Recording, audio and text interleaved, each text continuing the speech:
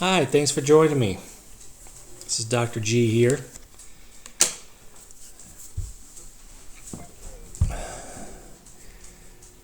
I have a question for you. Where are your eyes? Where do you focus in life?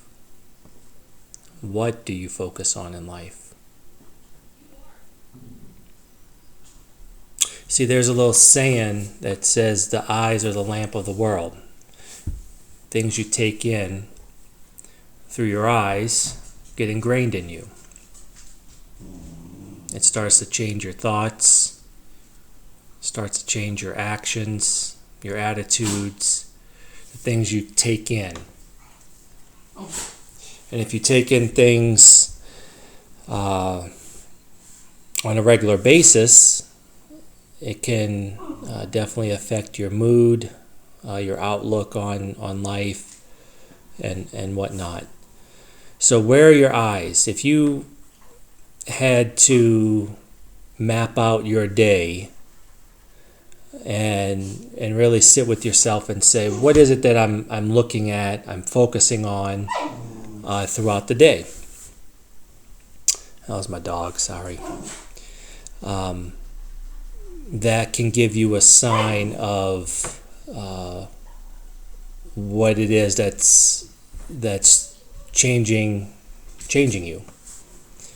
So I'll give you an example. A big thing I talk about is the screen time, the social media, the TikToks, the quickly swiping. How much time are we spending with that literally in front of our face? And what does that do to a person? What is it? What kind of messages is it sending you? What kind of attitudes is it creating in you?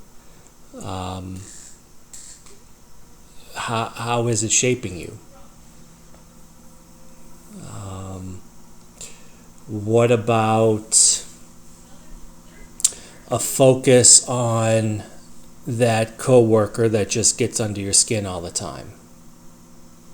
Or the one that doesn't pull their weight? Or the one that gossips? Is our focus on that? We're at work and our attention keeps being drawn to, well, they're not doing anything over there. Oh, they're taking another break. Oh, they didn't volunteer for this project for the 20th time. There they go, chatting it up again and talking bad about people. Is that what you're consuming? Well, how is that going to change you? It's not going to be good. You're going to start to become bitter.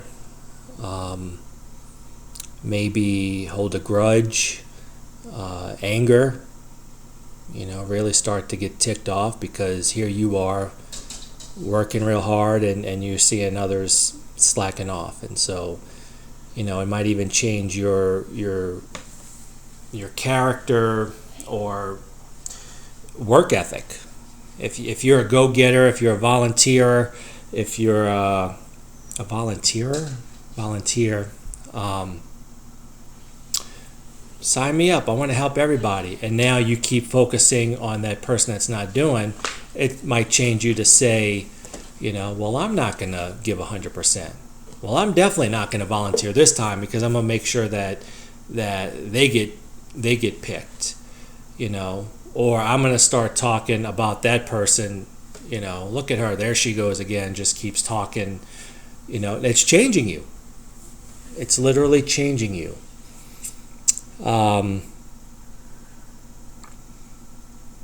Any other examples of where our focus might be? Video games. Let's just say video games, for example.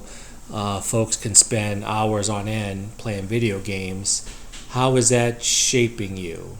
Now, when I played Call of Duty, it's not making me violent, not making me rage. Well, let's keep it real.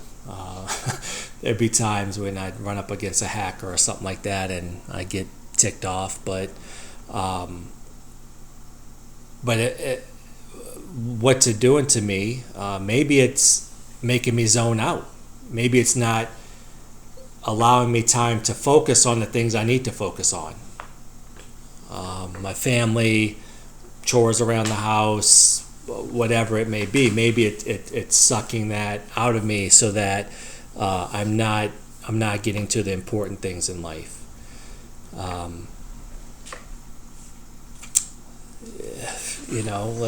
Let's keep it real with the alcohol. Let's say alcohol is okay. I'm thinking about it. When am I going to drink it next? Where am I going to get it next? Let me go to the places that serve it. Let me visit my regular establishments. Let's make sure when we have a get together, we're going to have the alcohol. That's a focus there. And how does that change you? Can't be for the good. So, in life, I just think we need to be aware of what is it that we're perceiving and soaking up, and is it good for us or not? I think maybe that's just kind of my message here that I'm trying to get across is it helping us? Is it helping us be productive? Is it creating a better you? Is it uplifting you? Is it focusing on beautiful things, on lovely things? I mean, most of the time the things it's sad to say, but the things we overly focus on bring us down. I'll give you another example. Facebook.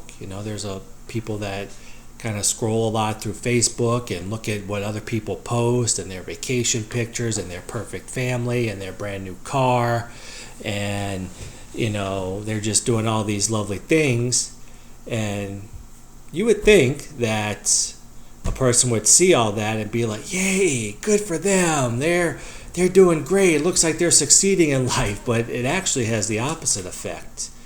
It starts to weigh on us to be jealous, be angry. Well, why can't I have that car? I work my butt off. How come I can't take a vacation? How come we can't be like that? They have their life together, and I got problems. So something potentially good can be flipped to say, I'm not, this is a bad thing for me. So what's the point of this? If we can get a hold and identify what it is we're soaking up, dwelling on, focusing on, literally, I'm kind of really talking about literally here. We can get into mentally what am I dwelling on, but kind of literally is a perfect point here. Check it. Is it helping me? Is it uplifting me? Is it making me a better person? Is it helping me grow?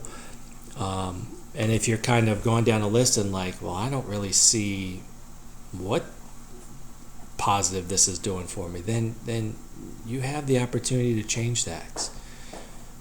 You have the opportunity to change your view, change where your eyes focus on. And I'd encourage you to take time to focus on other things that are uplifting for you. How many times do we stop and just admire what's going on around us, admire the beauty, admire a sunset, sunrise, children laughing. So a lot of times it's like, oh, children just being loud and getting on our nerves. Are we watching them laugh? Are we acting silly? Are we singing to the top of our lungs when no one's looking, or kind of just being silly with the family? Are we smelling a flower? Are we thanking the cashier at McDonald's for showing up in this day and age, just to get someone to show up seems like a huge chore. And do we thank them for showing up? Because I get my chicken nuggets, and I love chicken nuggets.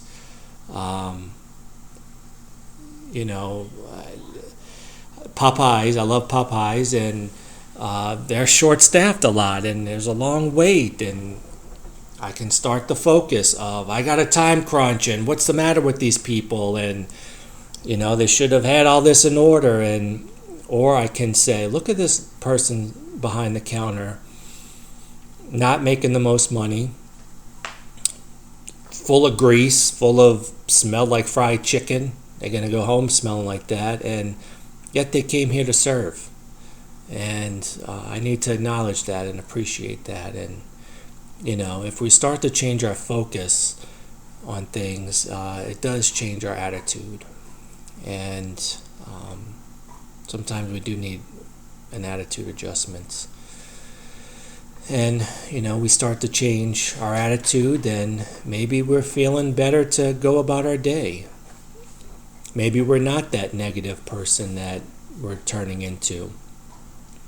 Maybe now, instead of just totally focused on all the stuff that's going on with me and my negativity, now because I'm consciously choosing to focus on better things in life, I can help others do that as well. And that is a beautiful thing to, family, friends, strangers, complimenting them or thanking them or acknowledging them. I mean, it's getting harder these days because the phone is in front of them when they're out in public. The earbuds are out or in them, and it's hard to interact. And I caught myself the other day saying, "Hey, dude, I like that shirt," and he kept walking. And I was like, "Oh wait, he's got earbuds, and he probably didn't even see me or hear me." But the point is, if we want to start working on changing ourselves, we have to start with what is it that we're looking at. What is it that we keep bringing into our mind on a daily basis that is negatively affecting us? And I know, what do I want to say here? I know one of my go-tos. I'm not good at memorizing scripture.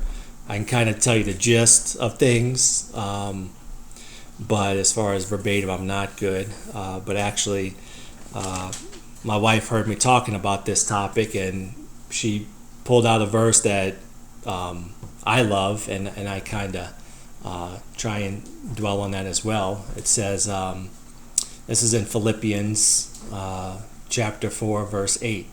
"Finally, my brothers, whatever is true, whatever is honorable, whatever is just, whatever is pure, whatever is lovely, whatever is commendable, if there is any excellence, if there is anything worthy of praise, think about these things." Think about these things. When you and your spouse, you and your fiance, significant other, whatever, are getting on each other's nerves, and you seem to be picking fights with each other, anything they do irks you, you have to start to say, what is it that I love about this person? What is good about them? What do I appreciate in them? And dwell on those things. Because the more you dwell on it, you're going to give that off to them. You're going to say that to them. They're going to like that.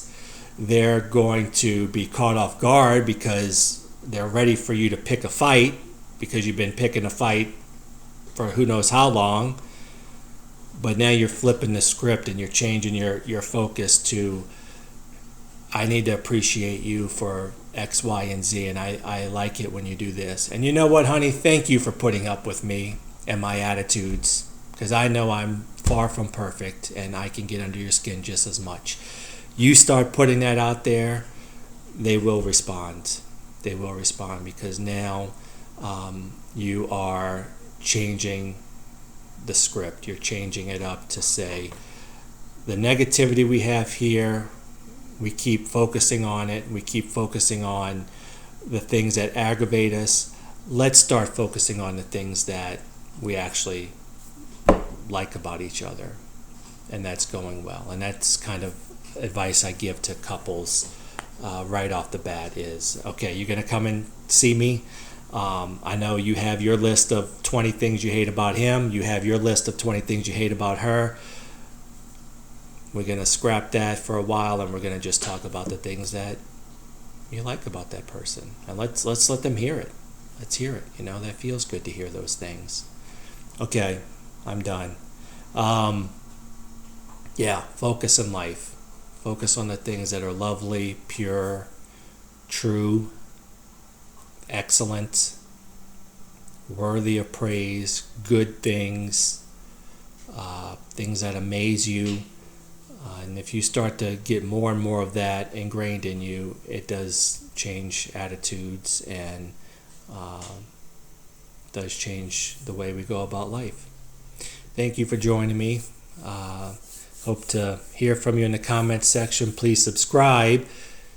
Shoot me a question, anything therapy related, any issues you might be facing. And I'd love to kind of respond in a way that I would in my counseling session. Maybe even use some of my faith or other people's experiences on how to tackle and help you go through that issue. Thank you.